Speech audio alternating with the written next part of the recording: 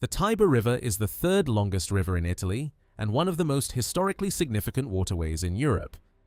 Stretching approximately 406 kilometers, 252 miles, from the Apennine Mountains to the Tyrrhenian Sea, the river has shaped the history of central Italy for thousands of years.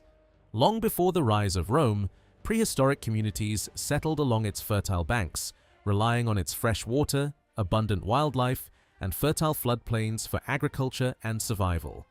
The Tiber served as both a natural highway and a source of life, making it one of the most important geographical features in ancient Italy.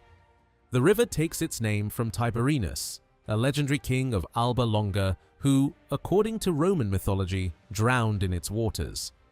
After his death, the river was renamed in his honor, and he was later worshipped as the river god Tiberinus. Ancient Romans believed the Tiber possessed divine powers, and religious ceremonies were often held along its banks to seek protection from floods and to ensure the city's prosperity. The Tiber played a central role in the legendary founding of Rome. According to tradition, the twin brothers, Romulus and Remus, were abandoned as infants in a basket on the river. The current carried them safely to the foot of the Palatine Hill, where they were discovered and nursed by a she-wolf before being raised by a shepherd. This famous legend forever linked the Tiber to the origins of Rome and established it as one of the city's most sacred natural landmarks. As Rome grew from a small settlement into a powerful republic, the Tiber became its primary commercial lifeline. Although the river was not suitable for large ocean-going ships, smaller vessels could sail upstream from the port of Ostia, carrying grain, wine, olive oil, timber, marble, and luxury goods into the city. The nearby Forum Boarium, Rome's cattle market, developed beside the river because it provided easy access for merchants transporting livestock and goods. The Tiber therefore became essential to Rome's economy and daily life. The river also had great military importance.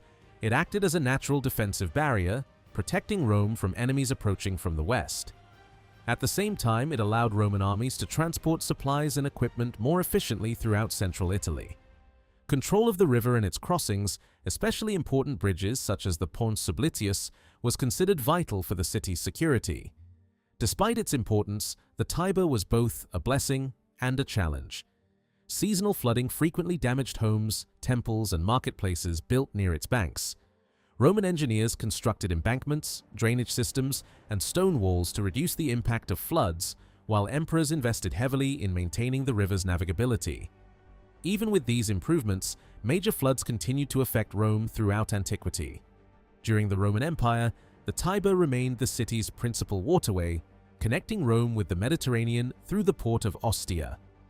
Massive shipments of grain from Egypt and North Africa passed through the river system, helping feed a population that eventually exceeded 1 million people.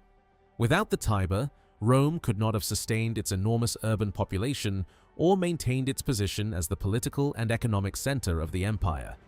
Although its commercial importance declined after the fall of the Western Roman Empire, the Tiber continued to shape the history of Rome throughout the Middle Ages and Renaissance. Today, it remains one of Italy's most iconic rivers and a lasting symbol of the eternal city. More than just a geographical feature, the Tiber witnessed the birth of Rome, the rise of one of history's greatest empires, and over 3,000 years of Italian civilization, making it one of the world's most historically significant rivers.